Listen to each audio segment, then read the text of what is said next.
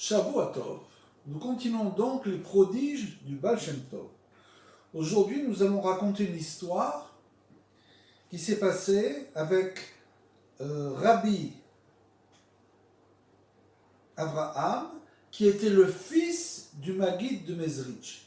Le Maguid de Mezrich était le successeur du Baal Shem Tov. C'est un très très grand sage. Et donc, appuyé par Rabbi Nahum, le chassid réputé de Tchernobyl, Rabbi Avraham, donc le fils du grand Maguid de Mezrich, fut nommé prédicateur de la communauté de Avotsov. Et donc, après Yom Kippour, un messager envoyé par Rabbi Avraham, donc le fils du Maguid de Mezrich, va annoncer qu'étant très affaibli par le jeûne, il avait perdu la parole au moment de la Neila. Et on lui demanda s'il fallait prévenir Rabbi Nahum et Rabbi Avraham, qui était très affaibli, hocha la tête pour dire que oui, mais peu de temps après, il mourut. Quand Rabbi Nahum alla s'immerger dans le mikvé, il entendit une voix qui, citant un verset des psaumes, « Pourquoi, montagne aux cimes nombreuses, jalousez-vous la montagne que Dieu a désirée pour sa résidence ?» Rabbi Nahum comprit ce qui se passait, il a compris que ça venait de Rabbi Avraham, donc le fils du Maguid de Mezrich, mais il ne voulait pas entreprendre le voyage, il préférait rester chez lui et prier pour Rabbi Avraham. Il pensait donc qu'il était malade. La nouvelle du décès de Rabbi Avraham parvint avant la fête de Sukkot, mais personne ne le rapporta à Rabbi Nahum. Mis incident au courant pendant Chol HaMoed, mis incidemment au courant pendant Chol HaMoed, il ne cessa de se frapper la tête contre les murs et de se lamenter et de pleurer pendant de longues heures. On arriva à le calmer qu'après l'avoir emmené de force dans la soukha et lui avoir dit « Rappelez-vous, Rabbeinu, c'est un jour de fête ».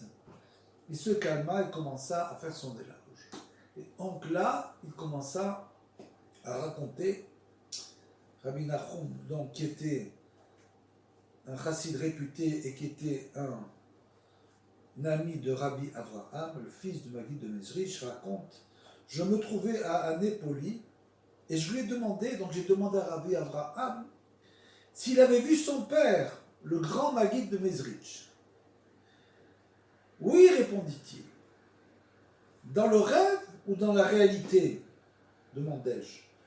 Il m'a parlé au début dans un rêve, et une fois que j'étais réveillé, il continua à s'entretenir avec moi, répondit-il. Et donc Rabbi Avraham raconta à Rabbi Nahum, donc, qu'une certaine personne riche le peinait souvent. Il s'en plaignait à son père, donc le Maguid de Mezrich, donc Rabbi Avraham s'en plaint à son père qui était naturellement décédé. Il s'en plaint à lui, et le Maguid de Mezrich lui répondit, je vais le faire appeler, dit son père. Ah bon? Où? Dans la salle d'études, répondit-il. Et donc le Maguid de Mezrich qui était décédé envoya, nous raconte l'histoire monde domestique, le Rab Flit, pour le chercher. Ouvrez, dit-il, en frappant la porte du riche, qui, reconnaissant sa voix tout de suite, l'accueillit avec joie. Il fut cependant très étonné de voir Reb Flit, car il savait qu'il était parti en voyage, donc se demandait pourquoi le messager venait le voir. Nous n'avons pas de temps à perdre, dit-il, le Rav, c'est-à-dire le Maguid de Mezrich, t'appelle. Quoi? Mais le Rav est mort, s'exclama-t-il. Le riche, donc. Il t'appelle quand même, répondit le valet. Ils partirent aussitôt. Quand ils arrivèrent à la yeshiva de Rabbi Avraham, donc du fils du Maguid de Mezrich, ils virent le Rav assis en tête de table vêtu de ses habits habituels.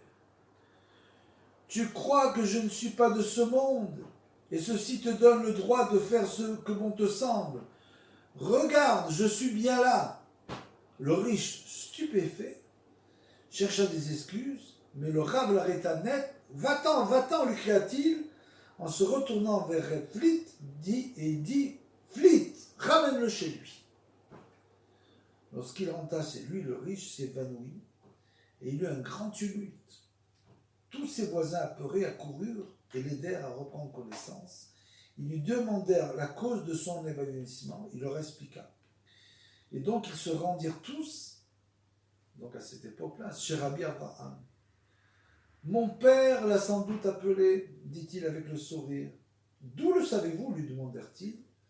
C'est mon père Zal qui m'a dit qu'il le ferait appeler, répondit-il. Shavuot Tov Mevorach.